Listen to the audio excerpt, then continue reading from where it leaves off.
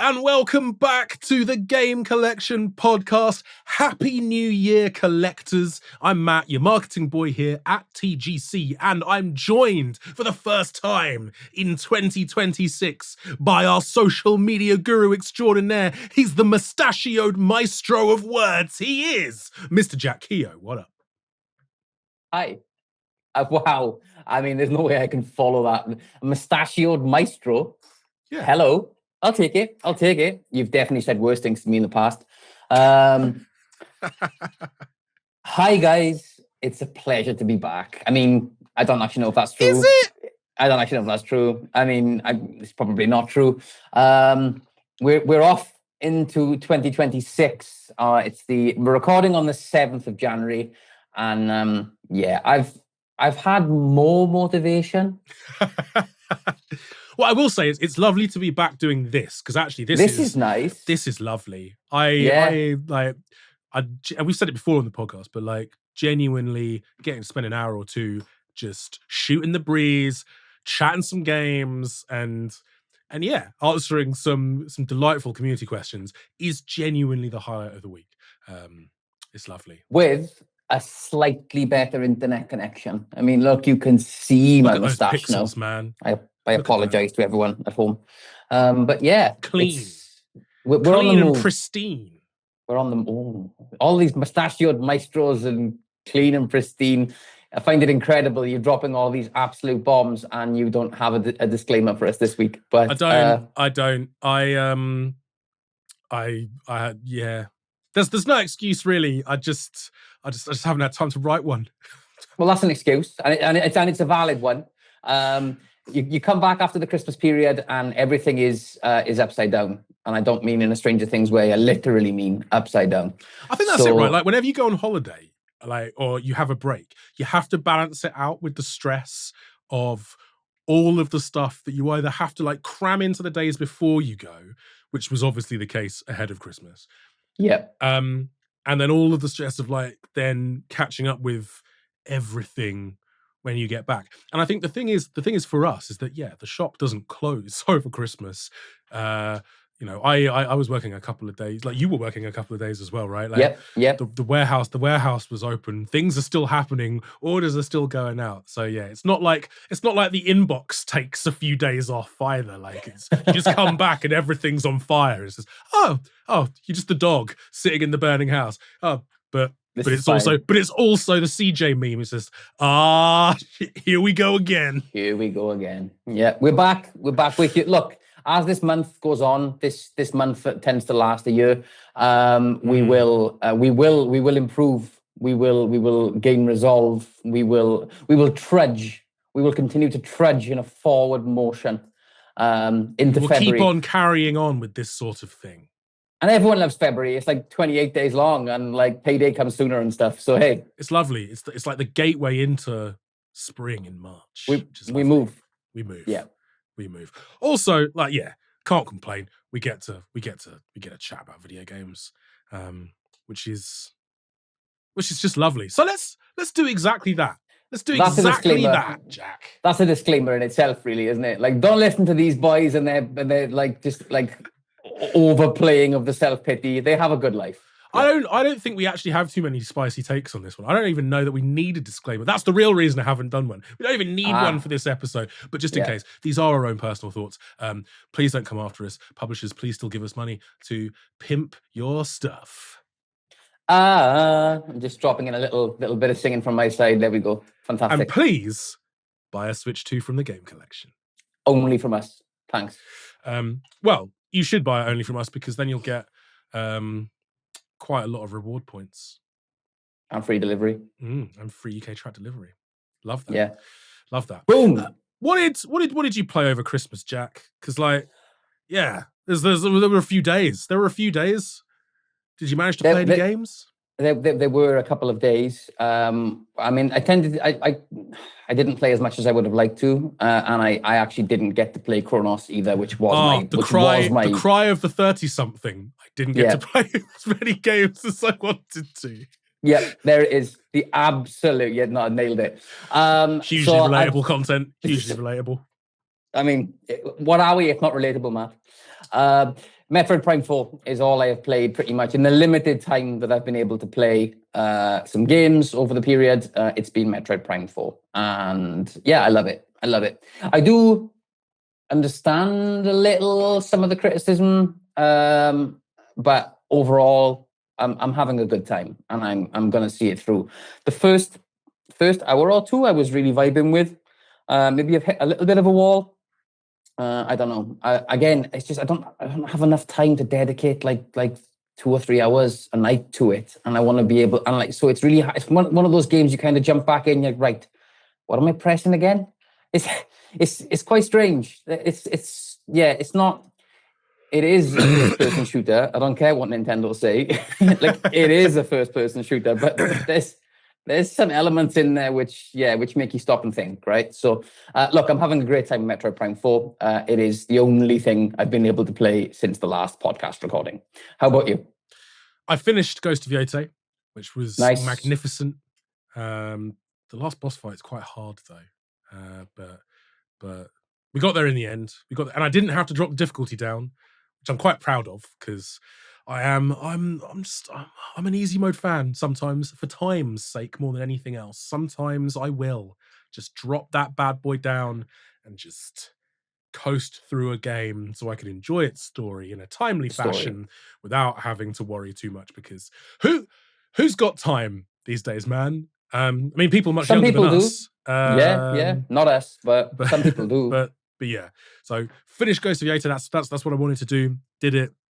Really, just, you know what you're getting with a first party Sony kind of single player game like that. And while I think I said this before, while like there was nothing in there that wasn't hugely unexpected, it's just a 9 out of 10 experience in kind of every way. It's just great. It's just exactly what I wanted from that game. So yeah, really wonderful. I also I played through Citizen Sleeper, which is a little kind of dice rolly visual novel sort of adventure RPG. Okay. Which is very nice. Really, some really nice writing in that. Some really cool characters. So yeah, thoroughly enjoyed that. I needed something that would take me less than a week to get through. Okay. So that was really, really nice. And yes, I have also started Metroid Prime 4, but I've only played about an hour of it. So yeah, I've dabbled as well in Final Fantasy Tactics, which the Evil East Chronicles, which it's just wonderful. And I managed to replay Portal, which again is like 4 hours long. But I play it every year or two. I give it long enough to forget the puzzles, so it's sort of fresh again. But yeah, it's literally one of the best games of all time. It's probably one of the very, very few 10 out of 10 games I can think of. It's Portal. It's wonderful. So yeah, good Christmas. That was a solid Christmas.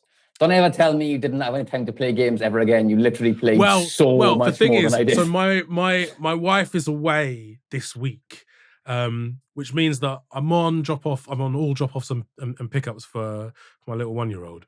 But like, it means that when he goes down to sleep, like, and I've made dinner real easy for myself this week. It means I don't have to. I love spending time with my wife. Obviously, Ali's amazing. She's great. But like, I don't have to like spend loads of time. Don't get me wrong, I love our quality time together, but it means like the entire evening is mine to just game once Max goes to sleep. So yeah, 1 hour of an evening becomes 3 potentially, which is lovely. Oh, what a time to be alive! What a time to be alive! What a time to be alive! So yeah, I'm now in between games, so I actually need something new to play, which is daunting. Because I'm just staring at my shelves, I'm staring at my Steam library, and I'm staring at like the games I have and going, oh, you're just paralyzed by choice. But play Metroid Prime 4. Stop looking for other games. I will play the games. I will play. There we go. Then we can talk. Like, look at this. Yeah. Then we can talk more than we do now. Apologies, by the way, to our listeners, if you hear snot sounds. I'm riddled with lurgy, so yeah, apologies for any untoward noises that may escape into the microphone on this particular episode. Ever since Matt became a father, he's been ill every other week. basically. Yeah, every other week. Like, yeah. Although not just me, apparently this year. One of the worst flu seasons in memory, apparently. But anyway, I don't want to get onto like NHS stats and weirdness. Yeah, so lovely Christmas for gaming. But we are into the new year. It's 2026, which begs the question: what are the games we're most looking forward to over the next 12 months?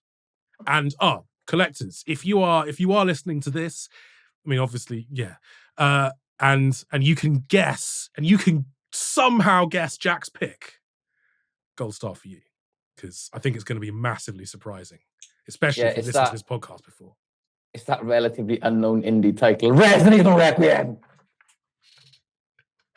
Sorry.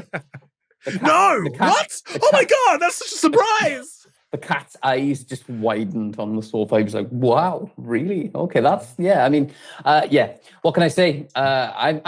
We can say now that Requiem launches not just this year, but next month.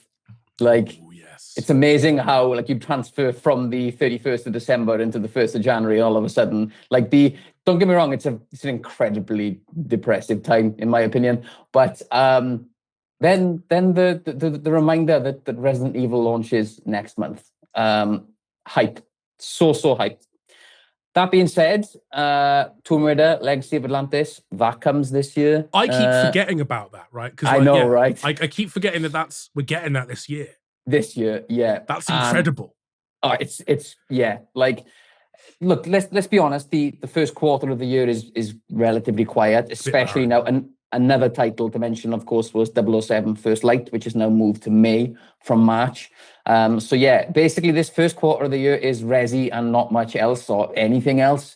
I'm fine with that. Like, as a staunch Resident Evil fan, I am down with this quarter belonging to Requiem. From a business perspective, perhaps not great, but hey. But yeah, look, GTA, I guess, has to mention. I do, by the way, genuinely believe that game will now launch on the date we've been given. I don't think, whenever we post about it, it's like, yeah, right-o. And it's like, no, I genuinely do believe now it will launch on that date. Is it the 19th of November? Is that the date now? November time? It's sometime in late November. One of the days in November. But look, yes, for me, 2026 rightfully belongs to Resident Evil Requiem with a little bit of Legacy of Atlantis sprinkled in. I love that. Yeah, I keep forgetting that Tomb Raider Legacy is launching this year, and I am very hyped for that. I'm quite sad because, like you, I was looking forward to getting into 2026 because I was going to be like, yes, my birthday is less than 3 months away, which also means that Bond is less than 3 months away. And then I went, nah, you can't have nice things for your birthday, Matt. We're pushing it back to May. I'm just like, God, dagger. Were you eyeing that golden gun for your birthday, Matthew? Oh, think again. Oh, you bet I was.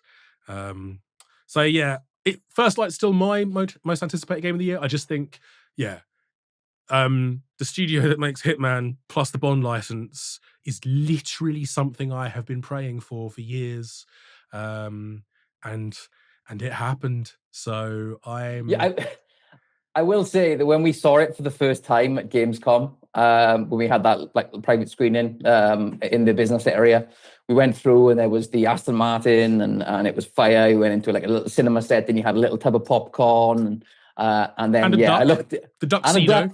Don't forget the duck. Yeah. Mine's in the bedroom somewhere, I think. Yeah, I looked at you at one point, like halfway through, and you looked there was just this smile on your face. It was like, you are genuinely enjoying this. Like, yeah, no, I could see it. I saw that statement there, that tracks. I have seen it with my own eyes. You were happy. Oh yeah. Like, I just think like some studios, you're just like, give them that. That would be wonderful. And yeah, I is such a perfect fit for this. And I think the sandbox gameplay they deliver, and then you add a bit of linear cinematic narrative bits in there with like the music pouring in. I just think it's going to be great. I really want it to be great, and I think they'll stick the landing. Me too. Just yeah, the past few Hitman games give me strength and conviction there. So yeah, First Light. Shout out to a couple of others. GTA, I guess. I don't think I will obviously be excited for it. Obviously, Yeah. it's GTA. Of course, it's going to be a day one get. Of course it is. But like at this point, it's just sort of it's like death and taxes. It's inevitable, right? It's just I say that it keeps getting delayed, but like it's quality. But it'll be a GTA game. Yeah, it will. I'll play it. I think Onimusha. Onimusha's the Capcom game. I mean, Capcom are going to have a hell of a year. Resi, Onimusha, Pragmata. Like, they're going to have a hell of a year. And just, they're going to have a hell of a year making great games and doing weird stuff. Like, you've got Resi Requiem, which, celebrated, massively critically acclaimed series that they're bringing back, and it just looks horrific. I'm going to poo myself. It's going to be terrifying and amazing. Onimusha, they're resurrecting, like they're going deep into the back catalogue and just going, yeah, sure, let's bring it back. And then you've got Pragmata, which is just absolutely bonkers. I love it. I love you've got a relatively safe bet in Resi. You've got, let's resurrect something from the back catalogue in Onimusha, and then you've got, let's try something crazy and new. Just God bless you, Capcom. Keep doing your thing. Yeah, because how long has Pragmata been a thing for? Like, it was like a while. Yeah. Like, so yeah. And I think you summed it up. Like, it's going to be the year of Capcom, for sure. Yeah, but I'm also keen, because I keep forgetting this one as well. Blood of Dawnwalker. Yeah, that's this year. I need that in my life. Jesus Christ, we saw that at Gamescom, and yeah, very, very witchery. The fact that your skill sets and kind of the way you can approach missions and the mission design themselves changes between day and night. Yeah. Oh, I'm looking forward to that game. But like games like that, like that's where I can sometimes feel a bit of that paralysis that you were talking about in a previous episode with RPGs, and sort of like, I want to see all of it. But in games like that, you can't see all of it in a single playthrough. But a single playthrough could take 70 hours, and I just don't have the time to double that. Exactly. So I always get FOMO. I always get FOMO with that sort of thing. Yeah, and that's why I avoid RPGs of that level. Like, they look fantastic. I mean, I really enjoyed what we saw of Dawnwalker at Gamescom. Again, it was a private viewing, right? It wasn't any gameplay. Well, we saw gameplay, but we didn't get hands-on or anything. But what we saw looked amazing. It also looked like something that I would never ever have time to play. And that's the truth, and I get overwhelmed very, very easily with stuff like that, almost to the point where I don't even want to try it. I don't even want to try and take that on. So it just stays out there in the ether of like, and it'll win awards, and it'll be reviewed like supremely, and everybody will be talking about Dawnwalker this year, and I'll be like, amazing, great, bit like Claire Obscure, like. Everyone and his dog has told me just how great it is, and I believe them. I believe them every fiber of my being. But I'll never play it because it's turn-based, and that makes me sad. But we move. But as we said before, that's fine. That's absolutely fine. Like what you like, play what you like. Don't necessarily get sucked into the FOMO trap. Although we say this as FOMO hype merchants. So actually, with the TGC cap back on, please get sucked into the FOMO trap and buy more games. Yeah, all of them, ideally, from the game collection. From the game collection, where you can earn reward points on every single thing that you buy. Free track delivery. G-Man, Darren, we're doing it. Taking buy the more games. Yeah, no, I completely get that. But that's the thing, I think, like, which leads us quite nicely onto the next question that loads of people asked, in between sort of the replies to the call for questions on Facebook and Twitter, which was like, what are our New Year's gaming resolutions. And mine is to try and play more indie games. Mine is Okay. to try and play, to try and tick some games off the backlog as well. And so for me personally, to try not to get suckered too much, I was going to contradict everything I just said. So I'm taking the hat back off into the FOMO loop and try and think a bit more about what do I actually want to play, with the limited time, right? Pick a game, dive into it. Because I think, like you, sometimes I get overwhelmed as well, despite the fact that, big, meaty RPGs and open world games are the things that I really, really love. But I do have to psych myself up to them because you've got to spend several hours in those things before that sort of the easy understanding sets in.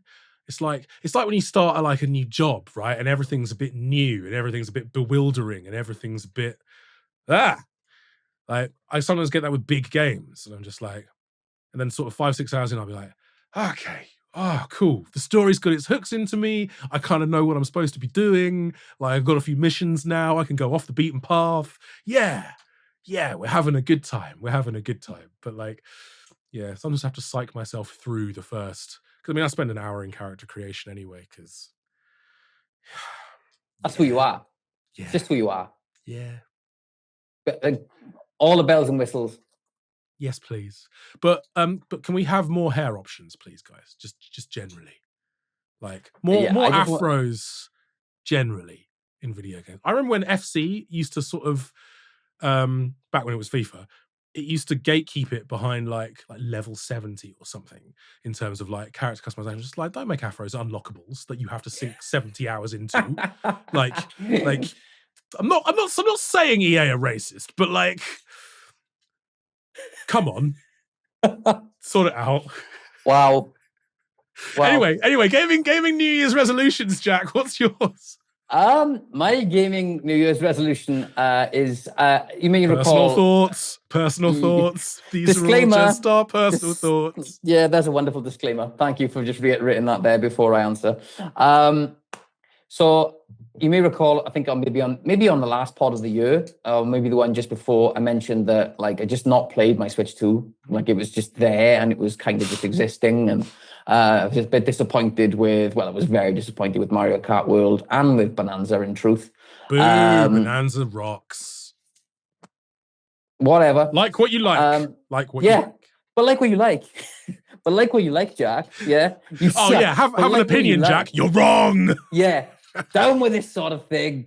Look, Metroid Prime 4 has ignited some love for my Switch 2. It has. And I'm hopeful that for me this year, it will require some fire releases, but I'm going to dedicate some more time to my Switch 2 this year. Maybe even go back and really give Bonanza a further look, because I only played a couple of hours maybe, and it just wasn't clicking. So yeah. Look, for me this year, it's about giving my Switch 2 a little bit more love, giving it a fair crack of the whip, and we see where we get to. But yeah, that's all I could really come up with, because I've spent so much time on my PS5 in 2025, like so much time. That so yeah, Switch 2 for me. Let's give it a go. Nice. What about you? I like that. I've actually, speaking about sort of giving other platforms a fairer crack of the whip, I think I'm going to do this. I'm going to do the exact same. I've actually just bought a second dock, because at the minute my Switch 2 is in this room. It's in my office, because it's a useful spot for content, I suppose. But I've just bought a second dock that I can put downstairs in the living room as well, because I'm like, we've got Mario Tennis coming very soon. Yes, I want to jump back into Mario Kart World, and actually, the reason I want it in the lounge so I can try and play a few more games with Ali, with the missus, because we've got like Cat Quest on Switch, and there are a couple of other bits. I completely forgot that I bought like Mario Golf ages ago, and she loves the golf game. As do I, actually. I can't stand the actual sport. It's rubbish. If I want to walk, I'll just go for a stroll, man. But like, But yeah, video game golf, lovely and very, very zen vibes. Unless she's losing, and then it becomes less zen. It's kind of like my partner when we play. Yeah. She's exactly the same when we play Mario Kart. Mario Kart 8 anyway. But everyone's the same when you play Mario Kart. Like the violence. She's such a nice girl, man. Yes. She's such a nice girl until she's not. Yes, until you get blue shelled just before the line. That everyone's too well. Everyone's capable of being lovely just before you get, blue shelled just before the finish line, though. That's a real test of someone's niceness. Yeah, it pushed you to the limit, like. Yeah. And sometimes that violence erupts into real life. And you get blue shelled. Boom. Yeah, I think I'm hopeful. I mean, I'm hopeful because I also have a Switch too. But I'm sort of hopeful that this year we do see Nintendo kind of take it to the next level. And there's a question later on about sort of consoles and where we're at that I think this will feature in a bit more. But yeah, I'm keen to see Nintendo really, they've had an okay launch 6 months.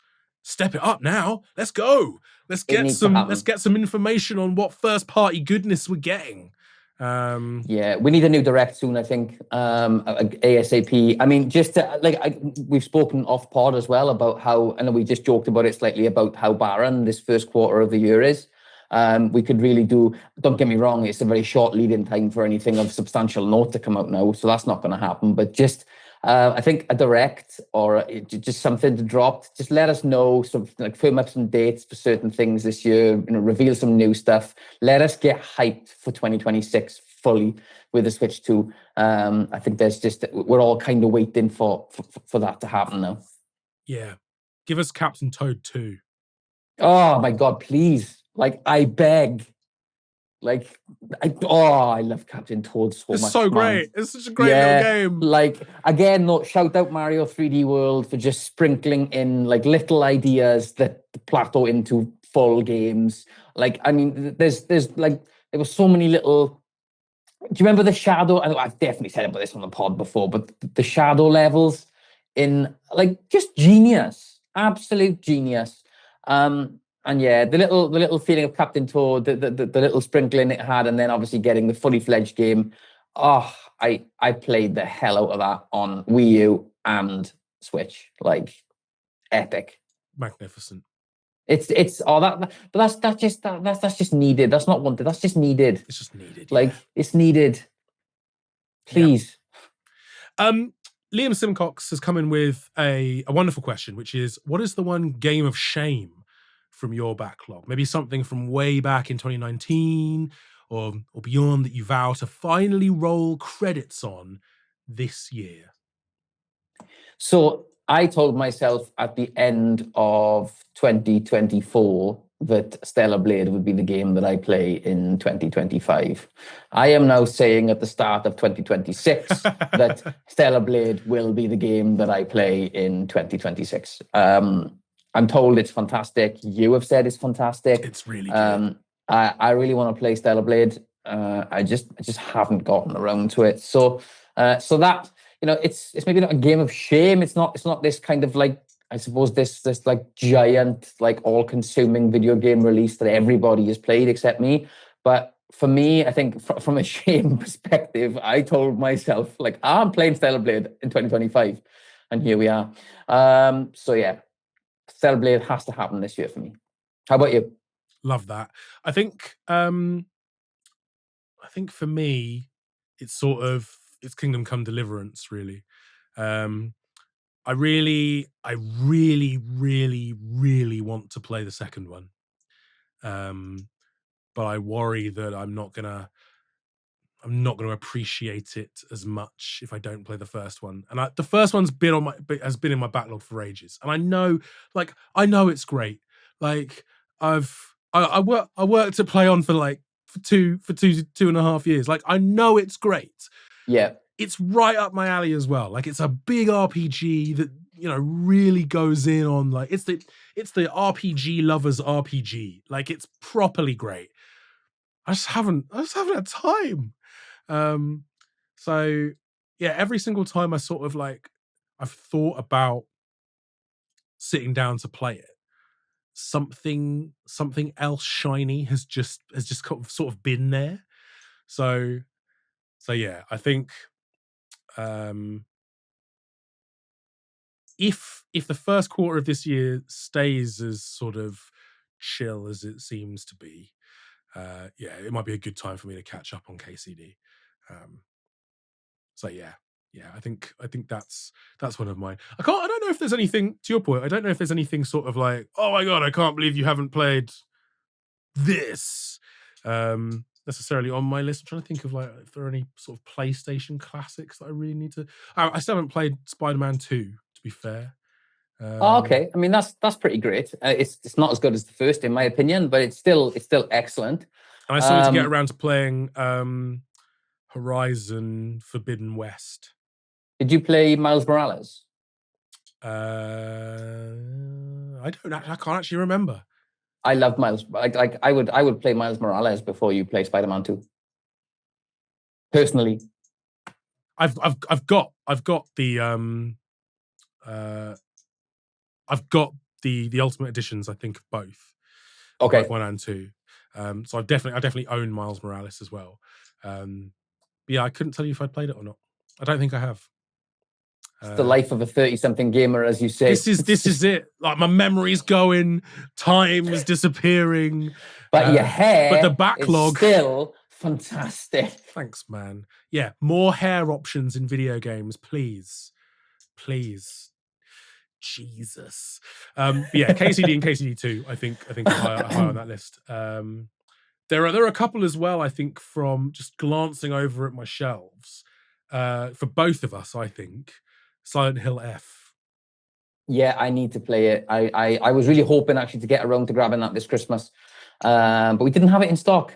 And we buy games from the Game Collection. Buy games from the Game Collection. Buy your games from TGC. Sure.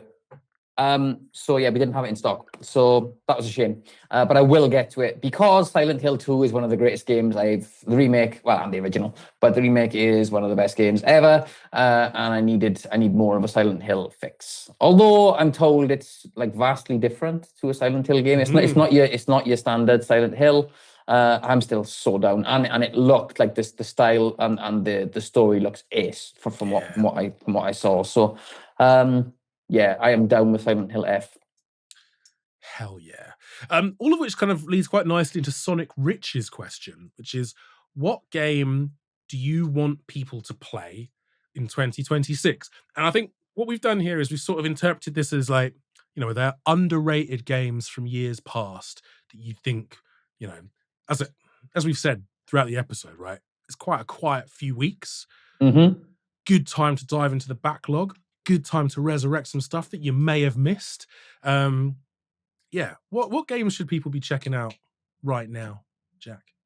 So I picked a few. One I've definitely mentioned on previous pods because some people stayed away from it, and it's kind of one of those games that like weirdly has some negativity around it. But Days Gone is awesome. It really is. Like I love Days Gone. Play Days Gone. Assassin's Creed Mirage, especially on PS5, right? The tune-up. Yeah, I've not played on PS5. Oh man, the tune-up. Mint. Okay, that's good to know. Assassin's Creed Mirage. I loved Mirage. I got the platinum actually. I really enjoyed it. It was a bit of a throwback to early Assassin's Creed games. It just felt more like that.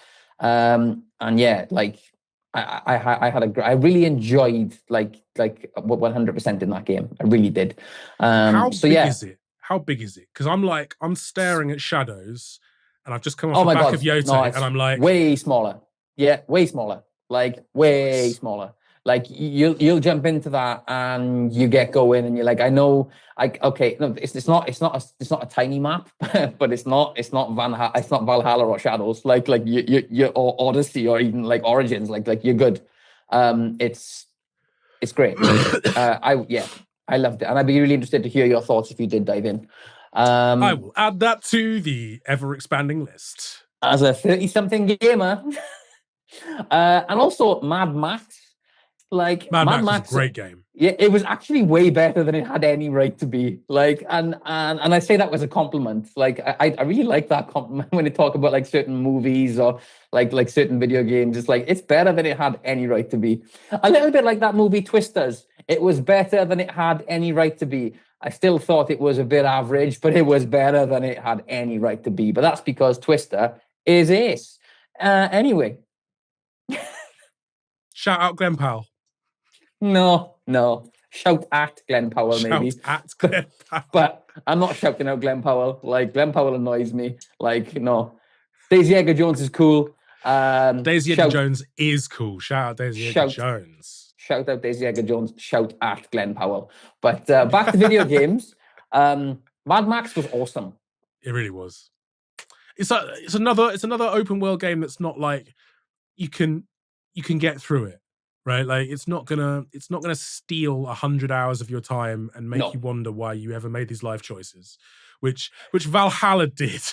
Like if I'm being completely honest, and I love Vikings. And you're in Britain, and it's great. There's so many things to love about Assassin's Creed Valhalla, apart from the fact that it never freaking ends. It was a big game. It's just. You're like, right, cool. Is there some sort of, can we get some sort of denouement and closure? Any chance? No, this is going on forever. I must leave you now. Goodbye. Goodbye. Like, I really loved it. And then it's just like, no, there's no end. There's no end in sight. No, it's actually still going now. Like there's no, it's just recurring. Yes, there's no end in sight, but there is for this relationship. So bye Valhalla.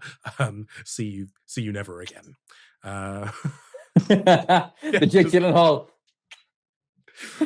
we out. But yeah, Mad Max. What a surprise! I love it when a game surprises you like that.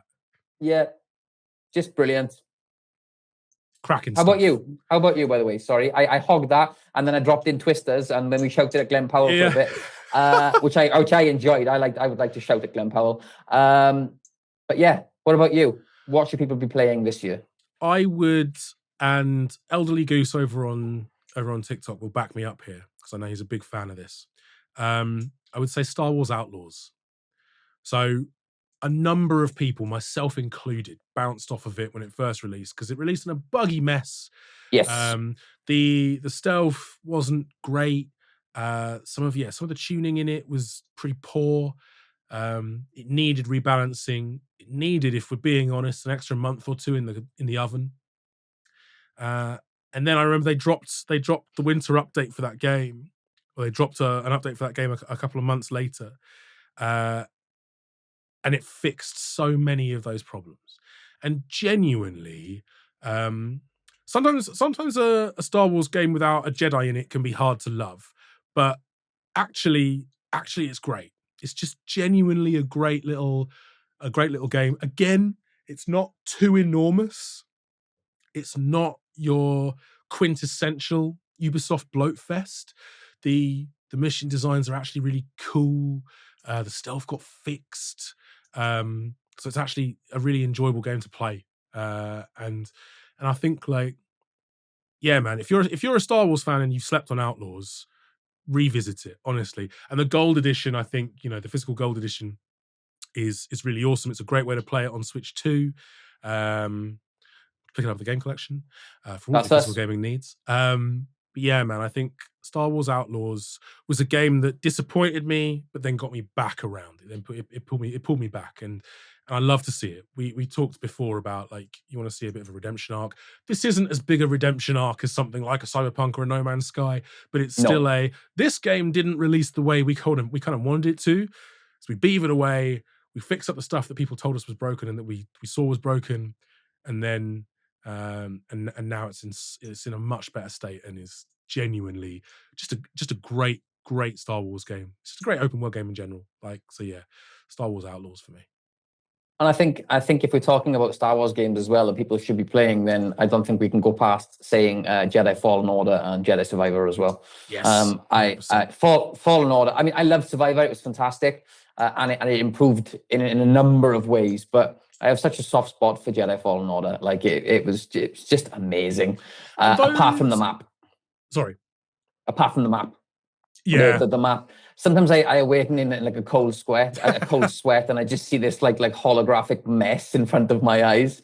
And then I go onto my app and I check that I actually got the platinum, and I'll never have to go back and do that again. And I'm like, yeah, no, it was a wonderful experience, but the map caused me issues. But yeah, where am I? Yeah. Who knows? The map doesn't know either. No. You can look at it from a million different angles, and all of them give the same answer of yeah. So yeah.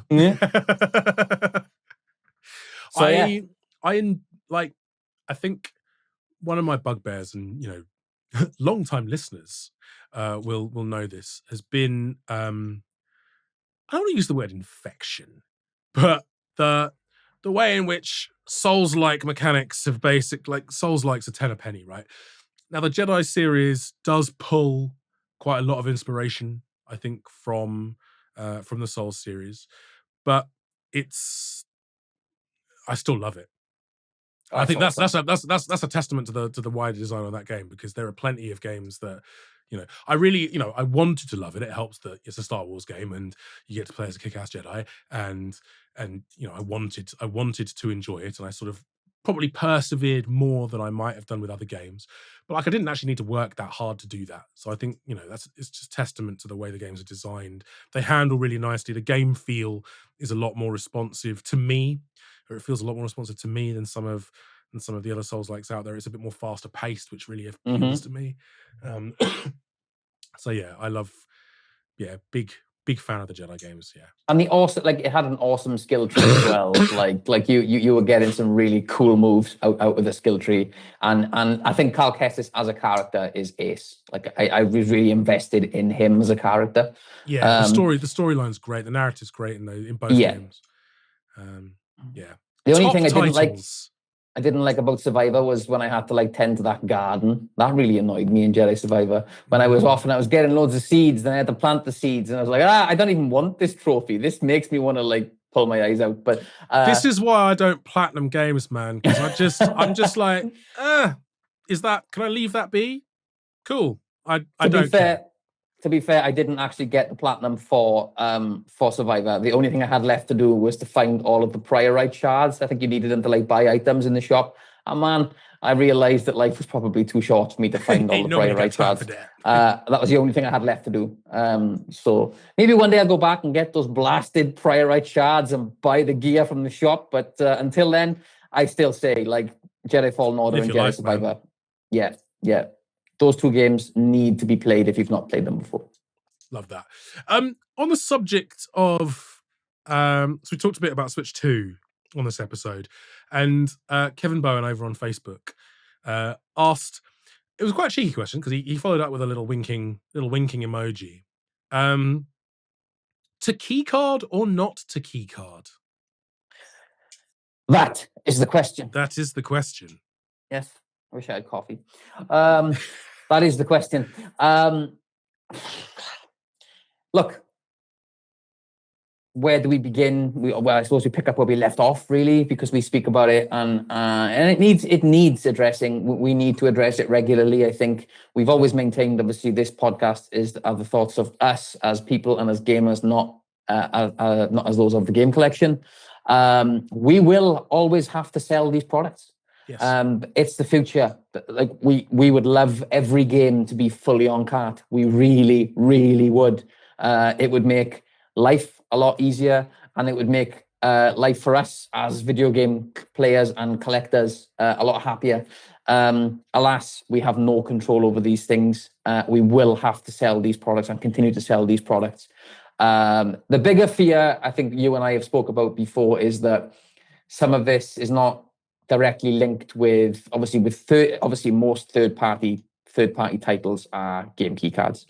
Some of that is to do with the publisher having to pay upfront in full, right, to have it fully on cart if they wanted to do that. I think could do, and obviously with the new cart and how expensive things are, that's not always going to be feasible, so on. But we'd also read up on and kind of it's been alluded to that some of it is to do with performance as well. and that is the bigger fear for us, right? Yeah, I think so. Like the idea that read speed off the drive is easier than read speed off of the cart. Mm-hmm. I think, and I fear that the the costs of going back to install discs, which would be lovely, right? From a preservation perspective, Yeah, having all of the game that you need within the box would be wonderful. But I don't think that's something that, with rising costs everywhere, um, publishers are really going to take on the chin. To be honest, we'd love to see it, we would, but I just I don't think that's a realistic future. Unfortunately, as much as I'd love to see it, I just don't think that's going to be the case. What I will say, I'm gonna play devil's advocate for a second. mm-hmm. Well, first of all, to say that game key cards are so much better than code in box, Amen. because at least there's a reason, right? Like the preservation aspect, the ownership aspect that we all love about physical, it doesn't exist with game key cards, and there's an irrelevance to them because of that, right? So if if that's the only thing that you care about from a physical perspective, then bin them off, and if you can get a better deal digitally, sure, right? Um, what I would say though is that the the the ability to lend a game or to resell it, that is a reason, right? So I think, Yeah. you can buy a game key card, you can finish, like, let's say you bought Star Wars Outlaws Gold, which is a game key card for your Switch 2, and you played it through and you went, that was a lovely experience, because it is a lovely experience. You should check it out.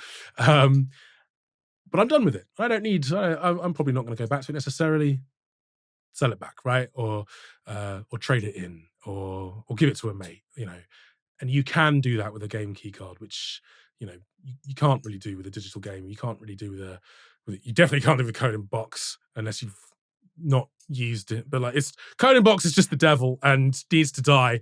But so I think there are, scraping the bottom of the barrel to look for some positives here.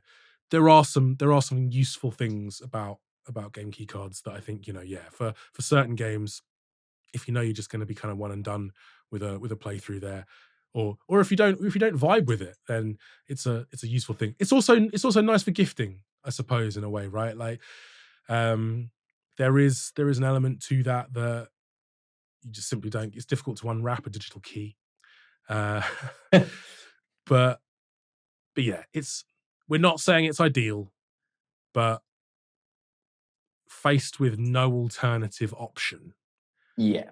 I It's still it's the lesser think of I two still think I evils. probably would keycard over not keycarding in that respect.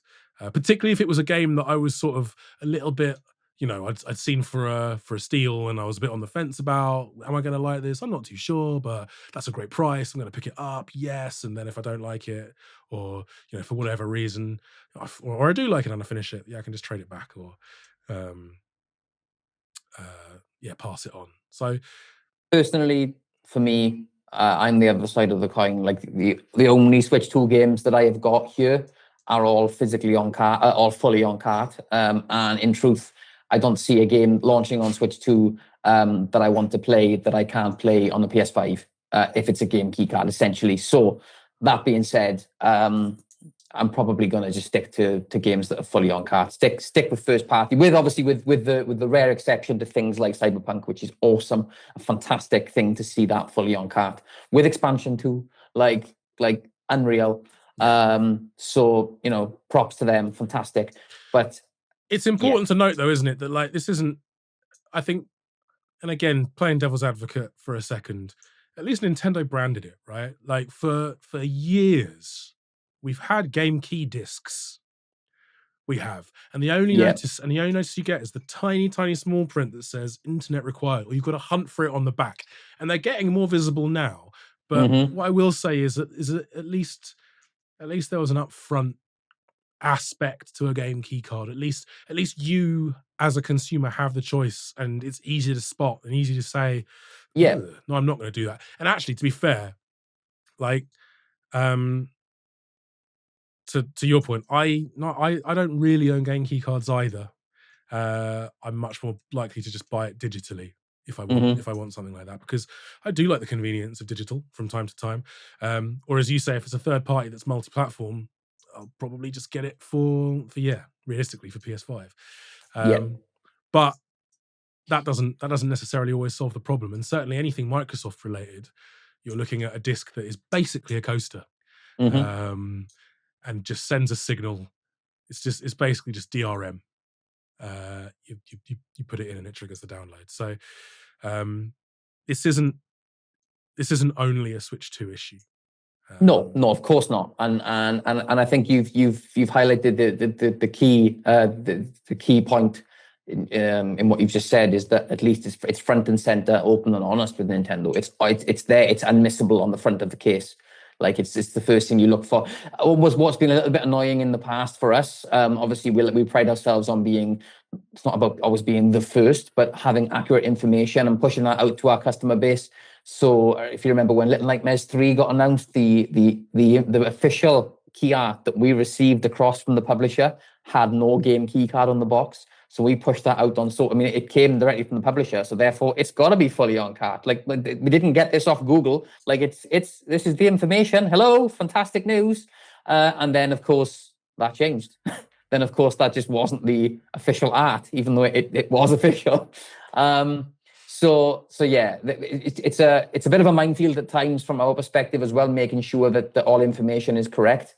But yeah, look, you as you mentioned, you can't really fault the honesty. At least it's front and center now. And look, they are probably getting hit by sales. Like it's probably not set. Like so let's not pretend like it's not a known issue to them either. I guess it's something they maybe hope will kind of level out as time goes by. People will get used to it. People will accept and buy in. But I mean, it's such a strong argument online still for people saying I refuse to buy a game keycard. And there's a lot of people that get involved with that. I think that's it. It's like and it sort of depends why you buy physical, right? Like, because the ownership side, the collecting to have something to play when the internet is down, right? Like, and it's sort of it is the reason for so many folks out there. And a game keycard ignores that completely, right? So I think but neither does it give you the benefits of digital, the convenience, the instant nature of it, and the ability to seamlessly cross devices on a single account, right? So I think, it really you're almost getting it just for the possibility of resale or lending, or like that's only this. It's kind of the only real reason. But then you'd have to ignore all of the positives of just getting something digitally. So, and I think the argument as well, while we're on the topic, I think if you talk about the fact that you buy video games, you buy them physically so that when the time comes, you play that game through and trade it in for money off your next purchase, whether that is at CEX or wherever, or you're able to sell it to a friend or whatever.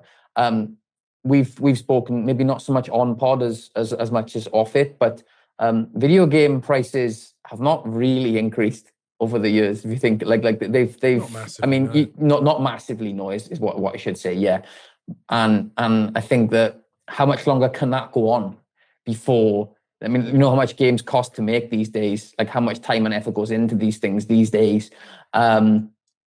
It's going to be maybe something a lot of people, the average person, myself included, is going to be looking for ways to kind of lessen that price. And you are still going to want a physical product to sell on. So, it's a difficult one to come. I do think like we're on a bit of a limited time when it comes to video game prices. And I don't mean from us, we're going to start charging more. What I mean by that is it's going to cost us more to bring in to begin with. Like that's how we price games. The cost price will be, is level to us, and we have to accept that and then price in line with that. So I do wonder how much longer it is before that kicks in as well. Yeah. And I think that leads quite nicely into, I'm going to mix up the questions a little bit because it actually segues really nicely into a question from Vinler over on Twitter, who asked, what's your opinion on the rumor that the PS6 and now new Xbox might be delayed due to the ongoing RAM crisis? So obviously memory costs have gone through the roof in recent weeks and months. Do you care? Do you think we're on a current, do you think we're okay on current hardware until 2028 and beyond? Or do you want new stuff now? So yeah, I mean, costs are affecting everything, right? Yeah, absolutely. But to answer that question, I actually, obviously, we went through and I made a little list of the questions and what we wanted to say, and I just put no care at all on PS6 or Xbox delays. Like, no care at all. Like, I love my PS5. Like, I do. I love it. I've had a great time with it so far. And when you factor in the initial delays and the shortages, at the time it launched, like, I'd honestly be really happy with another 5+ years of my PS5. As you mentioned to me, I don't think we've scratched the surface. And I love it. I don't need any more from it. And I'd love some new ideas and some new games to get hyped over. Who doesn't want that? But I don't see this huge change in a new console launch. I mean, look, I know we've gone like Switch to Switch 2, but like, there's no massive difference. Like, we're kind of at a point now where it's like, how much better can it get? I'm not chomping at the bit for some new thing to come and absolutely change my life. Like, I'm very happy with my PS5 the way it is. I completely agree. I completely agree. I think the only thing I would add to that is that I feel like we need to let go of the previous generation, right? Or the previous semi-generation, right? With the Xbox Series S, like, cut it loose. We begged Nintendo to develop games specifically for Switch 2. Mm-hmm. And it's the same on the third party side.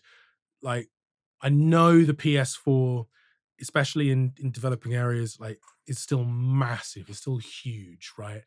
But I think what I'd love to see over the next few years is just let's really test the Xbox Series X and the PS5 and the PS5 Pro. Like, let's push these machines. Yeah, absolutely. And we've been asked a lot, kind of, you guys have told us a lot how in various comments and responses over the past few months, there's been some dissatisfaction with just how many remakes and remasters and old things being recycled we've seen. And I think to your point, let's see some new stuff. Like, I don't think there's anything. I don't think power is the thing that's restricting us on current gen consoles. I think costs have been, and I don't think creating massively expensive new hardware to just be on the cutting edge of everything is necessarily going to help with that at all. In fact, it actually is going to have the opposite effect. So I think there'll be processes and development processes and mechanisms and tools that are cheaper now to work with because they'll take less time, because those consoles are well worn and those processes have been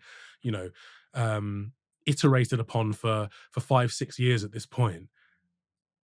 Let's work with what we know and create some really, really, really awesome stuff. If the best games on a platform, we've had some wonderful games the past this past year, but I think we're still in thrall a bit to the previous generation.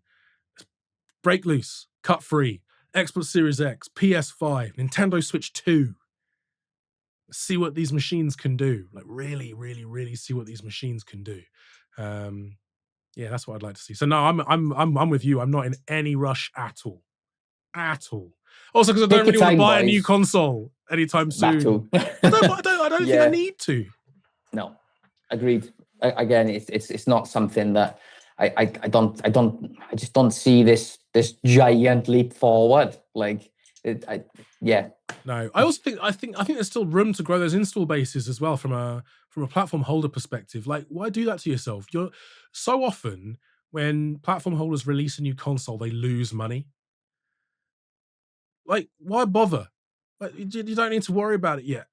Like, just like Sony, get your first parties creating some new games, please. Like, Naughty Dog, can we just come on? Come on. We know you got Heretic Profit, but come on. Yeah, what else you got? What else you got in there? yeah, let's see that drop. Let's see that drop before we get a PS6, please. I don't think. Also, I think we've been asked this question before as well. The jump from PS4 to PS5.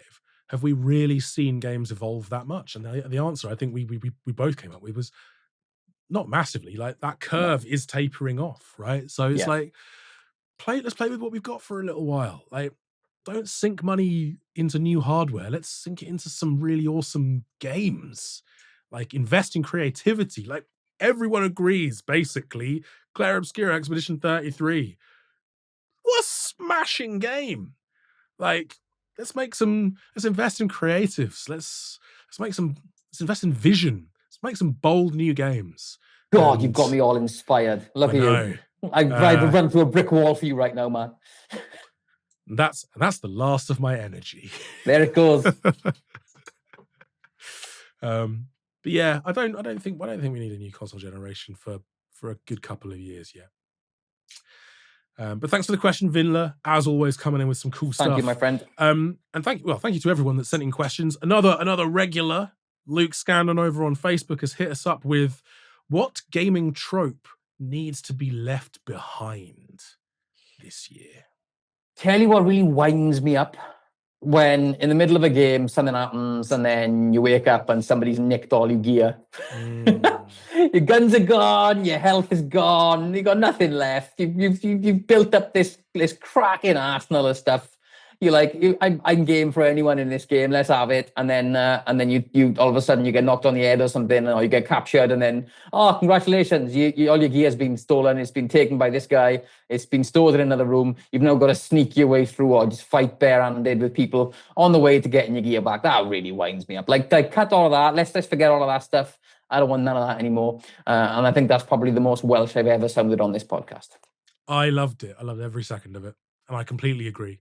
Get it gone. Completely agree. There are a few things that I'd quite like to get rid of.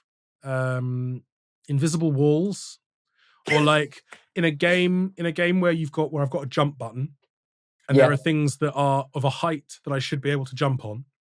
Let me jump on them, please, or let me jump over them. So if there's a low slung white picket fence, let me jump over that. Don't make me walk around and up the garden path. So yeah, nonsense invisible walls, please. Insta-fail stealth, I can just get in the bin. Just get that in the bin. And this goes back to the IO school of design. Like, yeah, by all means, flood the area with guards or whatever. Tip off the alarm and have that happen. Then let me find it out. It might be that I get gunned down in a hail of bullets, and it's basically like, it's just 10 seconds more of game before the game tells me, no, you failed. You failed. But like, just generally insta-fail stuff can get in the bin. At least you go out on your own sword then, right? It's like, okay, look, I've been caught. I'm a blow away as many of these guards as I possibly can before they take me down. You go on your terms. There's a level of hero to that. I'm like, yeah, I'm a go. I'm okay with that. Yeah. But you've just reminded me of the small sections, like the Mary Jane sections in Spider-Man. Like that just annoyed me, man. Like the concept was cool and it was quite interesting. Like, oh, cool, okay. But then you realize what it was, and those got old pretty quick. Yeah. I like empowered stealth. So like, and the Arkham games do this wonderfully.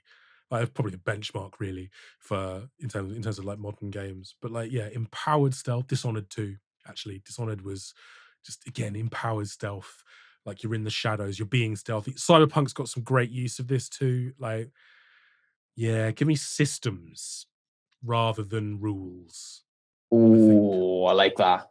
Put that on systems. Systems rather than rules. That's right. And the other gaming trope that I'd like to leave behind is I'd like the Legend of Zelda games to remember that they're Legend of Zelda games. Okay. Just gonna pour some mild shade on two of the best reviewed games of all time, but I'd quite like Zelda to get back to being Zelda. This is rather than trying to be open world, freaking Minecraft-y. let's have destructible weapon. No, go back Yeah. to the Master Sword needs to just be the Master Sword. Can you just get back to being Zelda, please?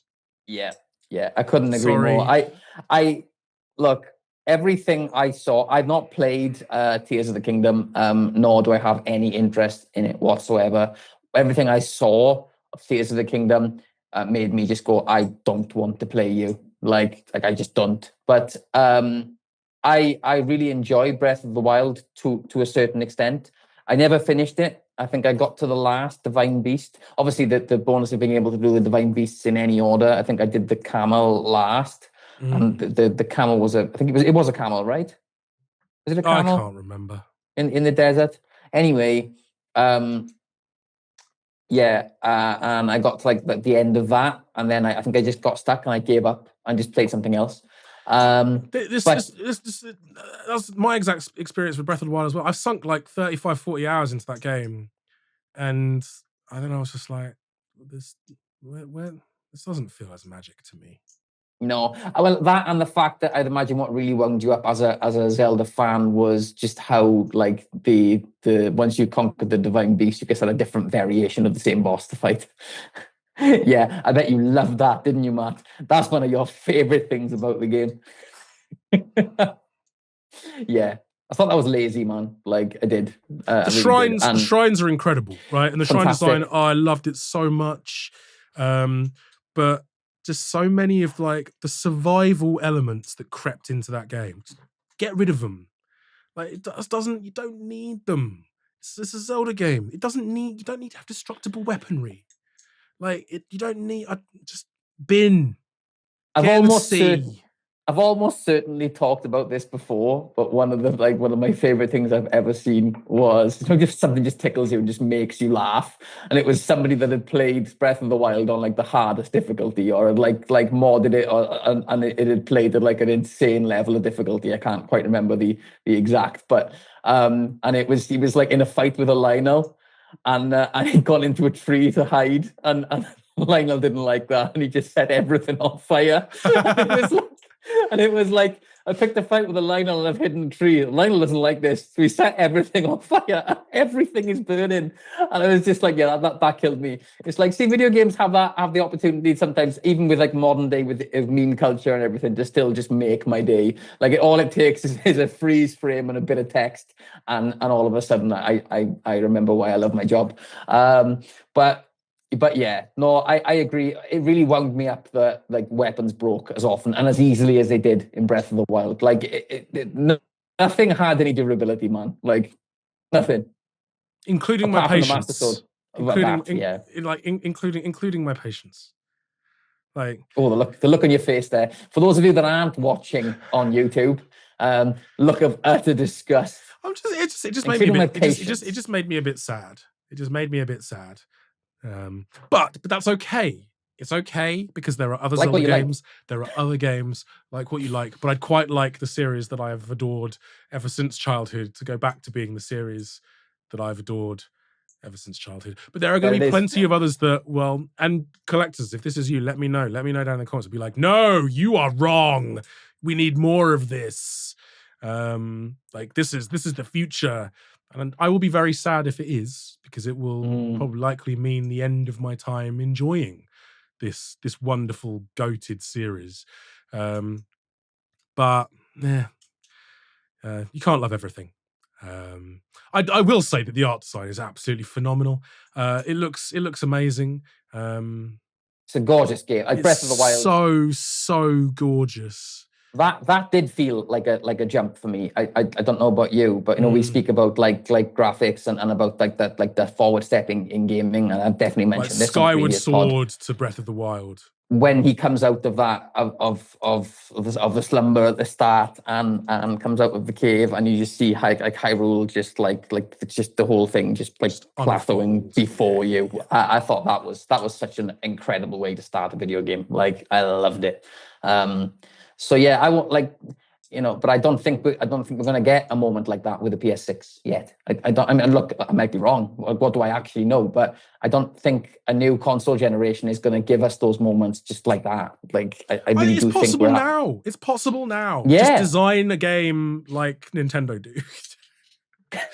Just to be fair, actually, in Yote, there are so many moments that are just like cinematic perfection, and there are there are some vistas that genuinely take your breath away. And again, the art design in that game, as it was with Tsushima, like is mint. Like you'll love it. When Well, you the get to, amount of when you get people to play it.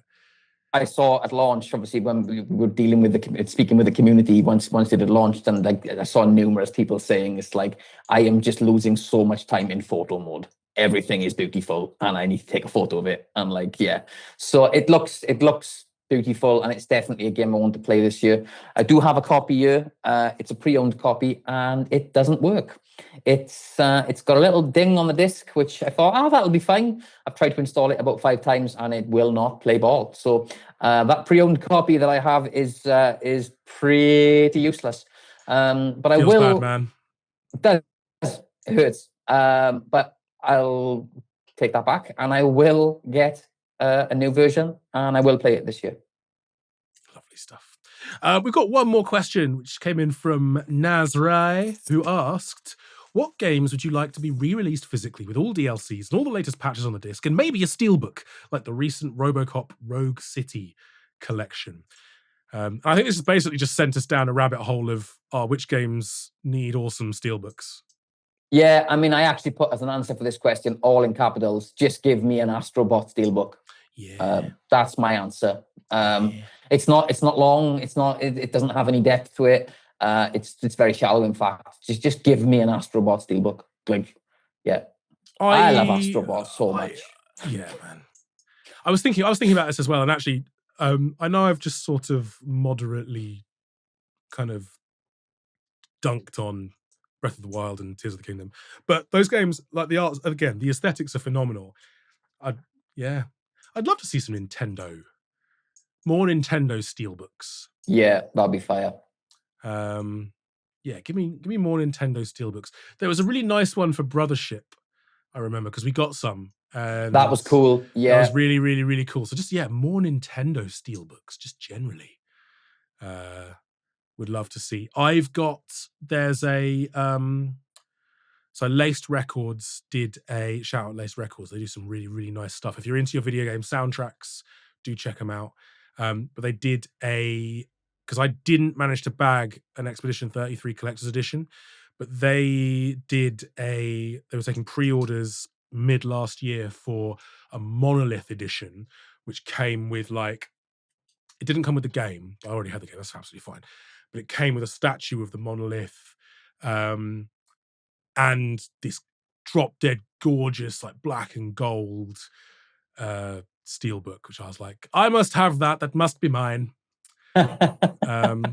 So yeah, man, I think any game that's got quite a nice, because there are so many games that have got like nice alternate art or just like cool aesthetics, like the Kingdom Come Deliverance 2 one, which again was like quite nice, sort of dark and gold. That was really nice. That was a lovely piece of kit. But yeah, give me more Nintendo steelbooks, man. I'm done with that. Hell yeah. That would be my pick.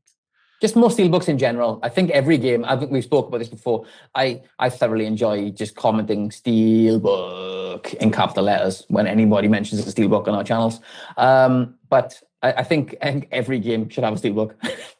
Like it's such an epic thing to collect. And speaking, I mean, Nazrai, his steelbook collection, we posted it not so long ago on our Instagram.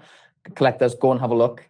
He has an absolutely fire steelbook collection, and they're on his wall, and it is, it's sick. So, oh god, I love that. Yeah, when you've got them arranged like on the wall, and that's the thing, right? Because like the key art of a game, obviously you've usually got the logo there, and sometimes you get alt key art that is just, it's too good to not be on a box.